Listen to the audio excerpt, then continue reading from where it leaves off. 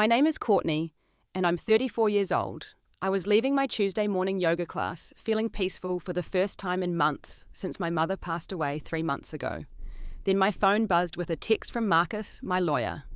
Just 3 words that made my blood run cold. Call now. Call now. Urgent about your mother's estate. My younger sister Jade and I had always had a complicated relationship, but nothing could have prepared me for what was about to unfold. Before I tell you what happened next, let me know where you're watching from. If you've ever dealt with family betrayal, please like and subscribe to hear how I survived the worst deception of my life. Growing up in suburban Connecticut, my family seemed perfect from the outside. My parents, Harold and Margaret, owned a small Italian restaurant that had been in our family for 2 generations. As the older daughter, I started helping out when I was just 14 years old, washing dishes after school and learning recipes from my grandmother, who still came in every Sunday to make her special sauce. My sister Jade came along 5 years after me. She was what my parents called their miracle baby after years of fertility struggles. From the moment she arrived, the dynamics in our family shifted. While I spent my summers working in the hot kitchen, learning inventory management and customer service, Jade was enrolled in art camps and dance classes. My parents said I was learning responsibility while Jade was exploring her creativity. I never resented her for it, at least not at first. I understood that my parents wanted to give her opportunities they felt they had missed giving me while they were building the business. But as the years went on, the difference in how we were treated became impossible to ignore. I earned my car by working double shifts the summer I turned 16. Jade received a brand new convertible for her 16th birthday, wrapped in a giant red bow. The real sacrifice came when I was 18. I had been accepted to Columbia University with a partial scholarship to study business. It was my dream school and I had worked so hard to get in. But that same year, the restaurant nearly went under. A bad investment combined with rising rent and declining sales meant my parents were facing bankruptcy. They never asked me directly to stay, but I saw the fear in their eyes, the way my mother's hands shook when she looked at the bills. So I made the choice. I turned down Columbia and enrolled in the local community college, instead taking night classes while working full-time at the restaurant. Within 2 years, I had helped turn things around. I modernized our ordering system, created our first website, started a catering division, and negotiated better terms with our suppliers. By the time I was 25, we had opened a second location. By 30, we had 3 restaurants and I was managing all of them. During those years of building the business, I met David. He was a contractor who came to give us a quote on renovating the second location. He was patient, kind, and understood why I worked 60-hour weeks. We got married when I was 26, and our twin boys, Michael and James, were born 2 years later. David became my rock, supporting my dedication to the family business, even when it meant missed dinners and cancelled vacations. Meanwhile, Jade lived a very different life. My parents paid for her to attend art school in Paris. She spent 4 years there, sending home the occasional postcard and asking for money transfers when her monthly allowance ran out. After graduation, she drifted from city to city, claiming she was building her art career, but never seeming to sell anything. Barcelona, Milan, San Francisco, she lived in them all, always with my parents footing the bill. When our father Harold died suddenly from a heart attack 5 years ago, Jade flew in from wherever she was living at the time. She stayed for exactly 3 days after the funeral, before announcing she had an important gallery showing she couldn't miss. She left my mother and me to sort through everything to handle the estate, to comfort the employees who had worked for my father for decades. My mother never fully recovered from losing my father. They had been married for 40 years, and without him she seemed to lose her anchor. I watched her fade a little more each day, even as I tried to fill her life with grandchildren visits and family dinners. Then 2 years ago, the diagnosis came: pancreatic cancer stage 3. The doctors gave her 6 months to a year. Those 2 years that followed, because my mother fought harder than anyone expected, were some of the most difficult of my life. I became her primary caregiver, driving her to chemotherapy appointments, managing her medications, sleeping in the hospital chair during her surgeries. I hired nurses for the times I absolutely had to be at the restaurants, but I was there every moment I could be. Jade's involvement during Mother's illness was minimal and performative. She would sweep in every few months, usually when Mother was having a good day, and post photos on Instagram about spending precious time with family. She would bring expensive flowers that Mother was too nauseous to smell and exotic teas she was too sick to drink. Then she would leave again, claiming she had commitments she couldn't break. During one of Mother's clearer moments, about 6 months before she died, She held my hand and told me she saw everything I had done for the family. She said she knew the sacrifices I had made and that she was proud of me. She promised that when the time came, she would make sure I was taken care of, that the restaurants I had built would remain mine. I told her not to worry about such things, that I just wanted her to focus on getting better, even though we both knew she wouldn't. When Mother finally passed, it was peaceful. I was holding her hand, David was beside me, and even the boys had been able to say goodbye to their grandmother. Jade arrived 12 hours after Mother died, bursting through the hospital doors with dramatic sobs, demanding to know why no one had called her sooner. I bit my tongue, not mentioning the 5 missed calls she had ignored over the previous 2 days. The funeral was beautiful. The entire community came out to pay their respects to Margaret, who had fed half the town over the years. Jade gave a tearful eulogy about losing her best friend, which raised eyebrows among those who knew how rarely she visited. But I let it go. Grief makes people revise history, and if it helped her cope, who was I to judge? When we met with the family lawyer for the initial reading of the will, everything seemed straightforward. The estate was to be divided equally between Jade and me. The house, the savings, the investments, everything split down the middle. The restaurants were technically part of a separate business trust, but Mother had made me the sole beneficiary of that, recognizing my role in building them. I was honestly fine with the equal split of everything else. Despite everything, Jade was my sister, and I wanted peace more than I wanted to fight over money. David thought I was being too generous, but I reminded him that family was complicated and Mother would have wanted us to get along. That should have been the end of it, a sad but simple conclusion to our mother's affairs. But as I would soon learn, Jade had very different plans. The first sign that something was wrong came 2 weeks after the funeral. Jade had extended her stay, claiming she needed time to process her grief in the family home. This was unusual, since she typically couldn't wait to leave Connecticut, always complaining about how provincial and boring she found it. But I thought perhaps Mother's death had finally made her appreciate our roots. She started spending time at the house, going through photo albums and asking questions about family history she had never shown interest in before. She volunteered to help organize Mother's paperwork, saying it was the least she could do since I had handled so much during the illness. I was touched and thought maybe we could finally build a real relationship. Then the strange incidents began. I would find Jade in Mother's study at odd hours when I stopped by the house. She would quickly close laptop screens when I entered, claiming she was just looking at old photos but couldn't sleep. The grief, she said, kept her up at night. I noticed Mother's jewelry box had been moved, and several photo albums were missing from their usual spots. When I asked about them, Jade said she had taken them to her room to look through when she couldn't sleep. About a month after the funeral, Jade introduced me to her new boyfriend, Ryan. She said they had met in Miami 6 months ago, which was strange, because she had never mentioned him before. Ryan was smooth-talking and well-dressed, introducing himself as a financial advisor who specialized in estate planning.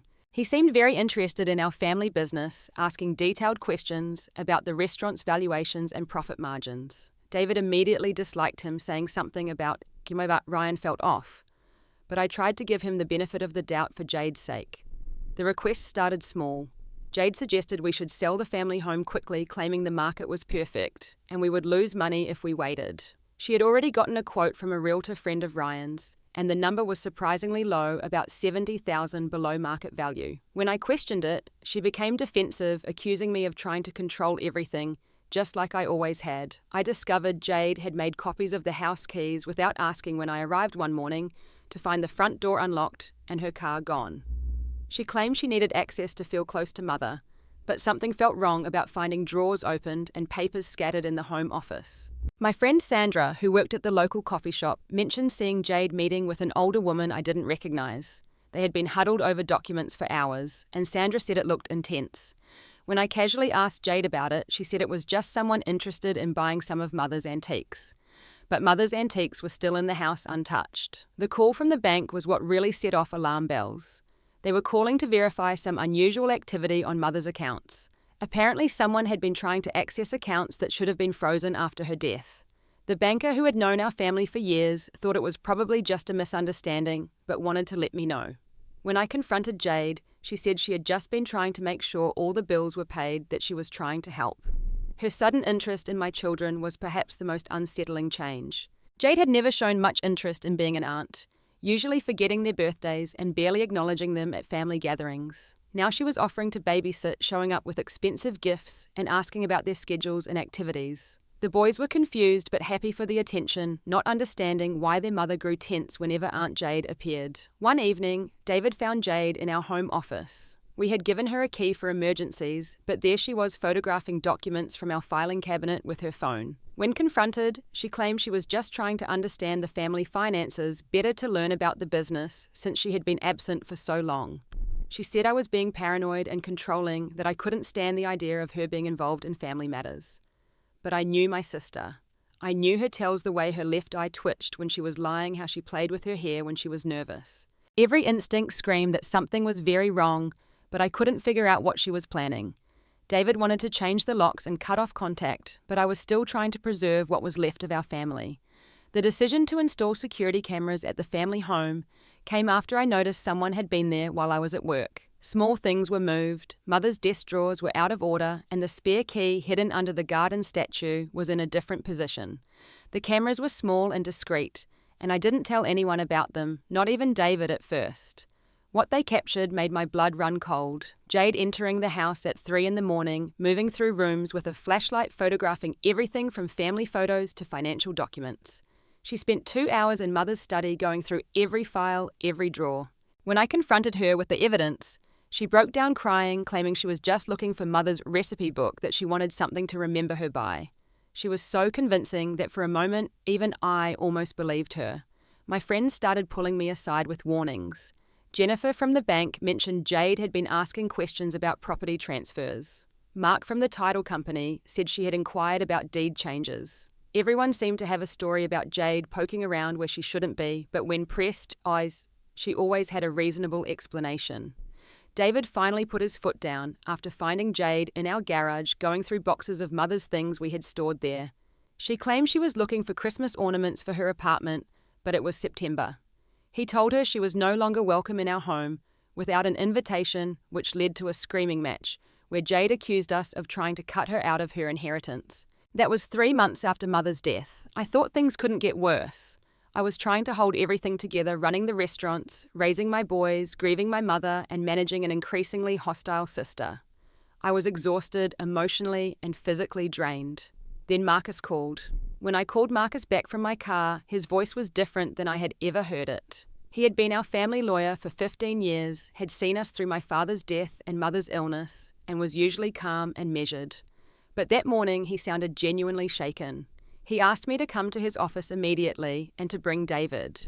He said not to contact Jade or anyone else, just to come straight there. The 20-minute drive felt like hours, my mind racing through possibilities, each worse than the last. When we arrived, Marcus had spread documents across his entire conference table. His paralegal Jennifer was there too, looking equally grim. Marcus didn't waste time with pleasantries. He told us that during a routine filing, they had discovered something alarming. There was a second will dated just 1 week before Mother's death. This new will left everything to Jade. Not just an unequal split, but everything. The house, the savings, the investments, and most shockingly, the restaurant trust. According to this document, I was completely disinherited, cut out without even a mention of my name, except to specifically exclude me from any inheritance. My first thought was that it had to be fake. Mother would never do that, not after everything we had talked about, not after all the promises she had made. But Marcus continued, his voice heavy with what he had to reveal next. The will had been witnessed by 2 people, Ryan, Jade's boyfriend, and a notary none of us recognized. It had been filed in a different county, apparently to avoid detection by anyone who might know our family. If Marcus's paralegal hadn't been exceptionally thorough in checking multiple jurisdictions, we might never have found it until it was too late. The circumstances surrounding the signing were what Marcus called highly suspicious. Mother had been in the hospital that week, heavily medicated and barely conscious. The medical records showed she was on high doses of morphine and experiencing severe confusion. Nurses had noted in their charts that she was asking for my father, not seeming to remember he had died 5 years ago. But it got worse. Marcus had done some investigating over the past 48 hours before calling me. He discovered that Jade had opened joint bank accounts with Mother 3 months before her death. Through these accounts, over $300,000 had been transferred out of Mother's savings. The money had been used for a down payment on a luxury condo in Miami under Jade and Ryan's names. There were also power of attorney documents signed the same day as the suspicious will. These gave Jade complete control over all of Mother's affairs, medical and financial. She had used these powers to change the beneficiaries on Mother's life insurance policies, removing me and adding herself as the sole beneficiary. Marcus had obtained copies of the restaurant ownership transfer documents that had been prepared, but thankfully not yet executed. They would have transferred all 3 restaurants to a company owned by Ryan for a fraction of their value. The plan seemed to be to file the new will, use the power of attorney to complete the transfer, and then sell the restaurants for their full value, netting millions in profit. The signatures were the most damning evidence. Marcus had hired a handwriting expert to compare Mother's real signature with those on the new documents. While there were similarities suggesting someone had tried to copy her signature, there were telltale signs of forgery.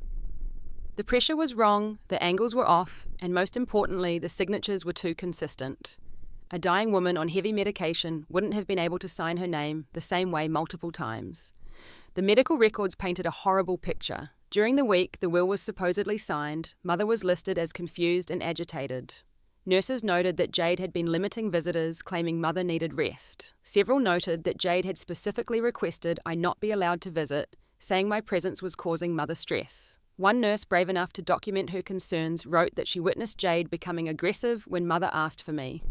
Marcus had also discovered that the lawyer who had prepared this new will was not a reputable estate attorney, but someone who had been investigated multiple times for elder abuse and fraud. He was currently facing disbarment proceedings in 2 states. His office was in the same building as Ryan's supposed financial advisory firm, which itself was nothing more than a mailbox in a shared workspace. The plan became clear as Marcus laid out more evidence. Jade and Ryan had been planning this for months, possibly longer.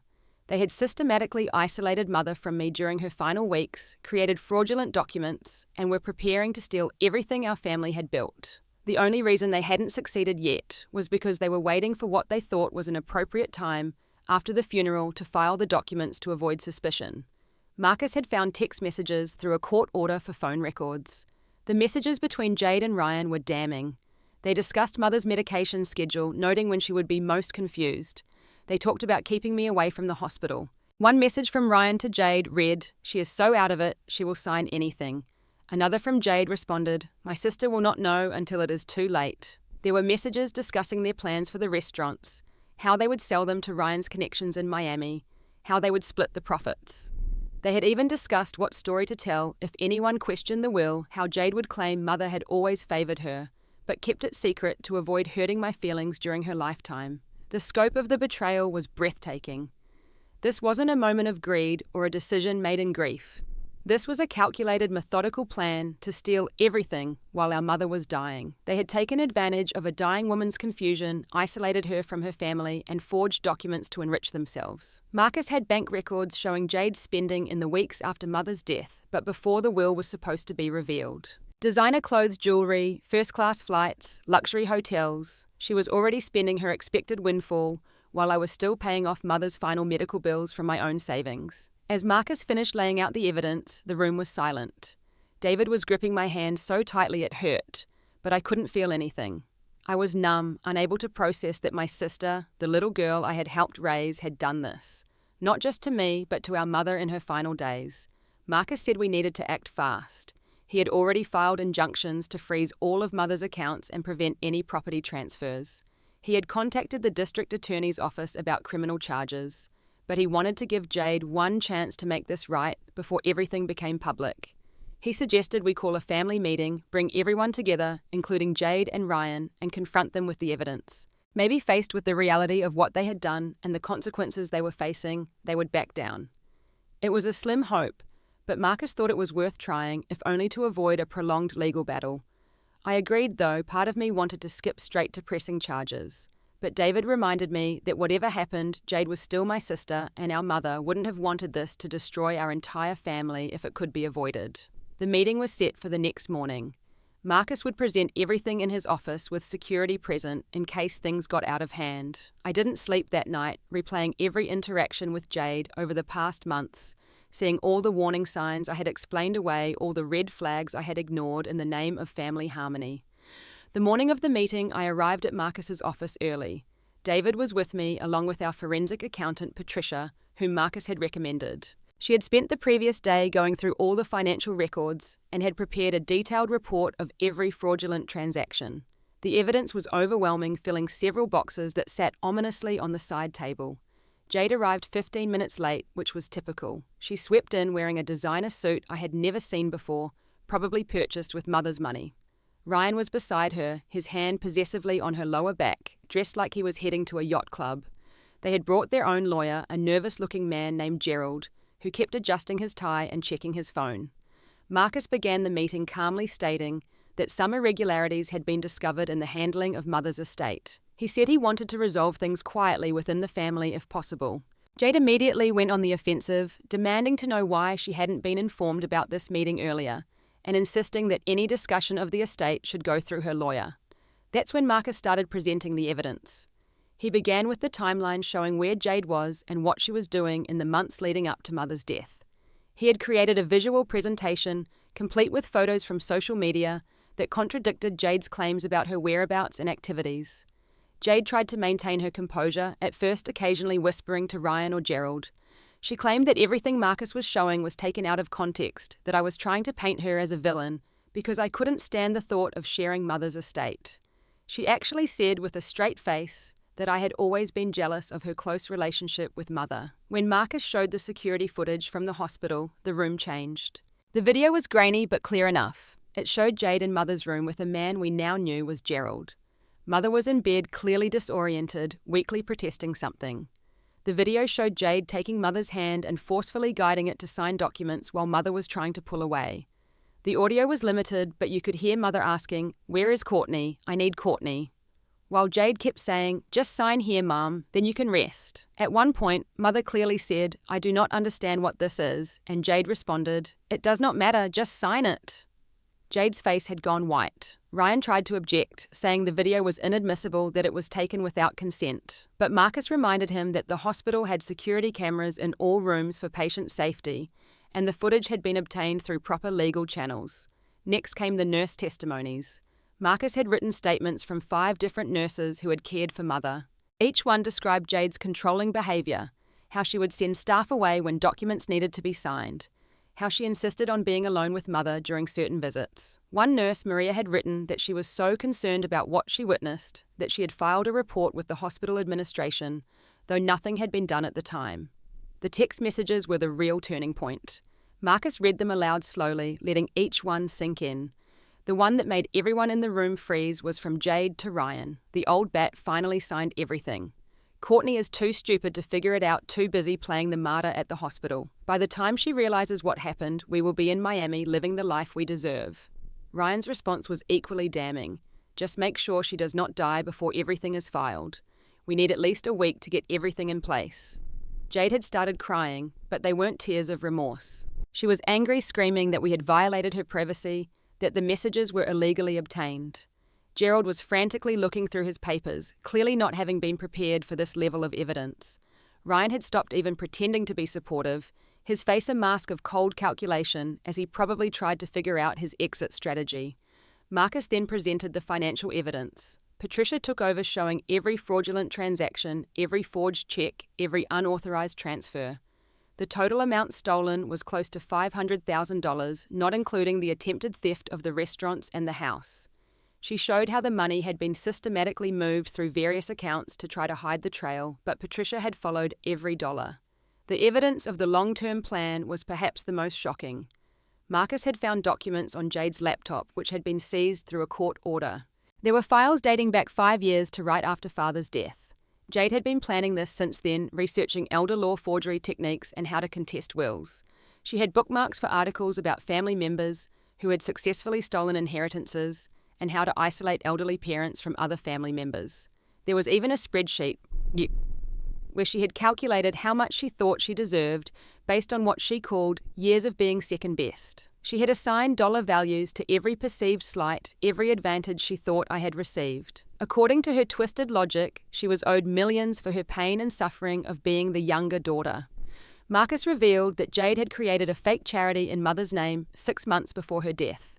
She had been soliciting donations from mother's friends, claiming the money would go to cancer research. Over $50,000 had been collected, all of which went directly into Jade's personal account.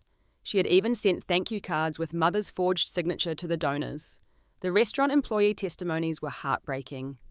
Several longtime employees had come forward after Marcus reached out to them. They described how Jade had approached them privately, offering them raises and promotions if they would support her when she took over the restaurants. She had told them that I was planning to sell the restaurants and fire everyone, and only she could save their jobs. Then Marcus dropped the biggest bombshell. He had discovered that Jade had hired a private investigator to follow me for months. The investigator had been instructed to find any dirt that could be used against me, particularly anything that could be construed as elder abuse or neglect. When the investigator couldn't find anything legitimate, Jade had tried to pay him to plant evidence. The investigator had refused and kept records of her requests, which he had provided to Marcus. Marcus had also uncovered Jade's art career fraud. She hadn't just been living off our parents. She had been selling forgeries of famous artists' works to elderly collectors across the country. She was currently under investigation in 3 states for fraud, with multiple victims coming forward. The FBI had opened a case, though Jade didn't know it yet. The revelation about Ryan was the final straw. His real name wasn't even Ryan. It was Konstantin Belloc, and he was a career con artist with a history of targeting elderly women and their families. He had been married 3 times before, always to older women with money, and all 3 had died under suspicious circumstances. The police in Miami had been building a case against him for years, but hadn't had enough evidence until now.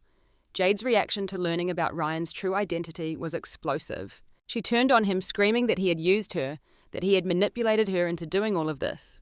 But Marcus quickly shut that down, showing messages from years before she met Ryan, where she was already planning to steal the inheritance. Ryan had simply given her the expertise and confidence to go through with it. Gerald, the lawyer, suddenly remembered he had another appointment. He literally stood up and walked out of the room without a word, leaving his briefcase behind. Ryan tried to follow, but David blocked the door, reminding him that the police were probably already waiting outside, which they were. Jade's demeanor shifted again. She tried pleading with me directly, saying we were sisters, that family should stick together. She claimed she had only done it because she felt unloved because mother had always favored me. She said if I pursued this, I would be destroying our family, dishonoring mother's memory. When that didn't work, she tried threats. She said she would go public with every family secret, every embarrassing moment from our childhood. She would tell everyone that I had manipulated mother into leaving me the restaurants that I had been stealing from the business for years. All lies, but she was desperate. Marcus let her rant for a few minutes before calmly informing her that criminal charges were being filed as we spoke. Fraud, elder abuse, forgery, theft, conspiracy, the list went on. The district attorney was particularly interested in the elder abuse charges, as they had been looking for a high-profile case to set an example. He also informed her that a civil suit was being filed for emotional distress and financial damages. Every penny she had stolen would be recovered plus damages. The house in Miami would be seized, her accounts frozen, and any assets she had purchased with stolen funds would be returned. The meeting ended with security escorting Jade and Ryan out. Ryan was arrested in the parking lot on the outstanding warrants from Miami. Jade was told she would be arrested within 24 hours once the formal charges were filed. Her screams could be heard all the way up to the 3rd floor as she was driven away in the police car. The weeks following the confrontation were a whirlwind of legal proceedings and emotional turmoil. The criminal charges were filed as promised, and Jade was arrested at a hotel where she had been hiding. The news made the local papers. And while I had tried to keep things private, the story of a daughter systematically stealing from her dying mother became public knowledge. The community support was overwhelming, but also exhausting. Everyone had an opinion, a story about Jade, or advice about how I should handle things. The restaurant employees rallied around me, many coming forward with additional evidence of Jade's attempts to undermine me. Some had recorded conversations where she had badmouthed me and made promises about her plans for the business. Jade's attempts at damage control were pathetic but persistent. She created a GoFundMe claiming she was a victim of a vindictive sister who was trying to steal her rightful inheritance. She posted on social media about being homeless and penniless, conveniently leaving out the hundreds of thousands she had stolen. Some distant relatives and old friends initially believed her, but as the evidence became public, her support evaporated. One night, about 2 weeks after her arrest, Jade showed up at my house. It was past midnight, and she was drunk, crying, and begging to be let in. She claimed she was pregnant with Ryan's baby and needed help. She said she would kill herself if I didn't help her, that the blood would be on my hands. David called the police while I watched through the security camera, as she performed her melodrama on our front porch. When the police arrived, they administered a breathalyzer and found she was well over the legal limit. They also noted that she showed no signs of pregnancy and, when pressed, admitted she had lied to try to manipulate me. She was arrested for violating the restraining order we had obtained and spent the night in jail. The preliminary hearings were brutal. Seeing Jade in court wearing an orange jumpsuit instead of her designer clothes was surreal. She had lost weight and looked haggard, but my sympathy was limited. Every time I felt a twinge of sisterly concern, I remembered the video of her forcing our dying mother to sign those papers. During the hearings, more evidence came to light. The prosecution had been thorough, finding additional victims of Jade's schemes. She had borrowed money from mother's elderly friends, promising to pay them back from her inheritance. She had sold items from mother's house before the estate was settled, things that had sentimental value to our family. The criminal trial took 3 months. The prosecution presented their case methodically, showing the pattern of abuse and fraud that stretched back years. The hospital video was played multiple times each viewing, making the jury visibly uncomfortable. The nurses testified in person, their testimony devastating to Jade's defense. Jade's lawyer tried to argue that she had been manipulated by Ryan, that she was a victim too. But the evidence of her planning this since father's death destroyed that defense. When Jade took the stand, she tried to cry and play the victim, but under cross-examination, her true nature emerged. She was angry, entitled, and showed no real remorse for what she had done to mother or to me. The verdict was unanimous, guilty on all counts. The judge, an elderly woman who had little patience for elder abuse, sentenced Jade to 4 years in prison with the possibility of parole after 2 years with good behaviour. She was also ordered to pay full restitution, though everyone knew she had no money left after her spending spree. The civil trial was quicker, but no less painful. The judge awarded me everything Jade had stolen, plus damages for emotional distress. The Miami condo was sold and the proceeds returned to the estate. Every piece of jewellery, every designer item she had bought was seized and liquidated. Even her car, the convertible our parents had given her years ago, was sold to help pay restitution. The restaurants, which had been in legal limbo during the proceedings, were finally secured fully under my control. I discovered that despite everything, the businesses had continued to thrive. Our employees had worked harder than ever, determined to show that our family's legacy was stronger than one person's greed. Ryan, or rather Constantine, was extradited to Miami, where he faced multiple charges. He eventually pled guilty to avoid a longer sentence and was given 10 years in federal prison. During his sentencing, it came out that he had been planning to murder Jade once he had control of all the assets following his pattern with previous victims. Learning this should have made me feel sympathy for Jade, but it didn't.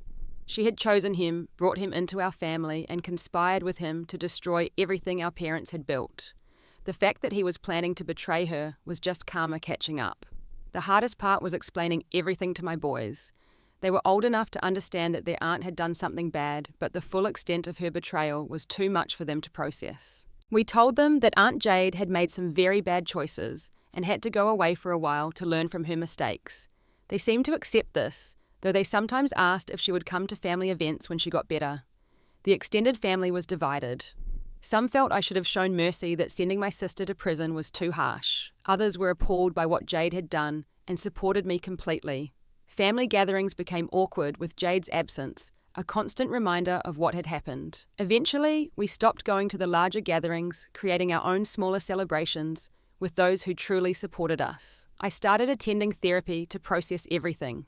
The therapist helped me understand that my guilt over Jade's situation was misplaced, that I hadn't caused this, she had. We worked through my tendency to take responsibility for everyone else's actions, a pattern that had been established in childhood when I became the responsible older sister. The therapist also helped me see how Jade's behaviour had affected me over the years, how I had constantly made excuses for her, enabled her, and sacrificed my own needs to keep the peace. Learning to set boundaries and prioritise my own family's well-being was a long and difficult process. About a year into her sentence, Jade started writing me letters from prison. They varied wildly in tone. Some were apologetic, claiming she had found religion and was sorry for everything. Others were angry and accusatory, blaming me for ruining her life. A few were manipulative, trying to use shared childhood memories to guilt me into visiting or sending money. I never responded. The therapist and David both supported this decision. There was nothing to be gained from engaging with her and everything to lose. The letters eventually stopped coming, though I heard from mutual acquaintances that she was telling anyone who would listen that I had framed her. 2 years later, almost to the day of the confrontation at Marcus's office, I received word that Jade was being released on parole for good behavior. The victim's advocate called to inform me, as was required by law. She had served the minimum sentence and would be on probation for 3 years. She was prohibited from contacting me or coming within 500 feet of my family home or businesses. The news hit me harder than I expected. I had built a new normal without her, and knowing she was out there free felt like a threat to the peace we had finally achieved. David increased our security system, and we made sure the schools knew she was not authorized to pick up the boys under any circumstances. 2 weeks after her release, I ran into someone who had seen Jade. She was working at a mall kiosk selling phone cases and living in a small apartment on the outskirts of town. The person said she looked different, older, harder. She had apparently tried to reconnect with some old friends, but word had spread about what she had done, and most people wanted nothing to do with her. A month later, she violated her parole by trying to contact me through a mutual friend. She wanted to meet to apologize in person to try to rebuild our relationship. The friend, meaning well, had passed along the message. I immediately contacted the parole officer, and Jade received a warning. One more violation would send her back to prison. The restaurants continued to thrive. I had used some of the emotional distress settlement to renovate all 3 locations, updating them, while keeping the charm that made them special. We created a small memorial corner in the original restaurant for both my parents, with their photos and some of their favorite recipes framed on the wall. I also established a scholarship fund in my mother's name for culinary students from disadvantaged backgrounds. It felt like a way to honor her memory and transform something horrible into something positive. The first recipient was a young woman who reminded me of myself at that age, determined and hardworking despite difficult circumstances. My boys grew stronger through the ordeal. They saw that actions have consequences, that family doesn't mean accepting abuse, and that standing up for what's right isn't always easy, but is always necessary. They became more protective of each other and of me, understanding that family is about choice as much as blood. David and I grew closer too. He had been my rock through everything, never wavering in his support, even when things got ugly. We renewed our vows on what would have been my mother's 70th birthday, surrounded by the family we had chosen and the friends who had stood by us. Marcus became more than just our lawyer. He became a trusted friend. He had gone above and beyond to protect our family and ensure justice was served. He even refused to bill us for many hours of work, saying that protecting elderly victims from predators was a cause he believed in personally. I learned that Jade had tried to start over in another state, but couldn't escape her reputation. The forgery charges and federal investigation followed her everywhere. She couldn't get a decent job, couldn't rent a nice apartment, and couldn't build the life of luxury she had tried to steal. It was a prison of her own making, one that would follow her long after her actual sentence was served. About 3 years after her release, I heard through the grapevine that Jade had gotten married to someone she met in a support group for ex-convicts. They had moved to a small town in the Midwest where she was trying to rebuild her life. Part of me hoped she had truly changed that prison and its consequences had taught her something. But a bigger part of me simply didn't care anymore. The opposite of love isn't hate, it's indifference. And that's what I finally felt toward Jade. She was no longer my sister in any meaningful way. She was just someone I used to know, someone who had made terrible choices that had severed our bond permanently. The little girl I had helped raise the sister I had tried to protect had died the day she forced our dying mother to sign those papers. I sometimes wonder what our parents would think of how everything turned out. I think Father would have been heartbroken, but would have understood that I had to protect what he had built. Mother, I believe, knew more than she ever let on. Those warnings about Jade's troubles, the way she made sure I knew she appreciated my sacrifices, it was like she was preparing me for this. The family restaurant has become my sanctuary. Every morning I arrive before dawn to prep for the day, just like my father used to do. The smell of fresh bread baking, the sound of sauce, simmering the controlled chaos of the lunch rush, it all reminds me of what really matters. This is the legacy my parents left me. Not just the buildings and recipes, but the understanding that real wealth comes from hard work, integrity, and serving others. The community has embraced us even more since everything happened. They see the restaurants not just as places to eat, but as symbols of resilience, of good triumphing over greed. We've become gathering places for celebrations and comfort during hard times, just as my parents had always envisioned. On the 5th anniversary of Mother's death, we held a celebration of life at the original restaurant. Hundreds of people came sharing stories about how my parents had touched their lives. Former employees, regular customers, people whose wedding receptions we had catered decades ago. They all came to pay their respects and show their support. During the event, someone asked if Jade would be attending. I simply said no, she had other commitments. There was no need to rehash the ugly history, no benefit to airing our family's pain. Those who knew the story understood, and those who didn't need to know. The boys, now teenagers, have started working in the restaurants during summers and weekends, just as I had. They're learning the value of hard work, the importance of treating employees and customers with respect, and the satisfaction that comes from building something with your own hands. They've never asked about their aunt again, understanding that some bridges once burned can never be rebuilt. David has expanded his contracting business, often joking that he learned about dealing with difficult clients from watching the whole ordeal with Jade. We've built a good life, one based on mutual respect, hard work, and the understanding that family is about more than shared DNA. I still have all of Mother's recipes, including the ones Jade claimed she was looking for that night on the security camera. I've never shared them outside the restaurants, keeping them as a sacred trust. Someday, I'll pass them on to my boys, along with the stories of their grandparents' love and dedication, though perhaps not the full story of their aunt's betrayal. Looking back, the signs were always there. The entitlement, the manipulation, the complete lack of empathy for others. Jade had always seen the world as owing her. Something had always believed that rules and consequences were for other people.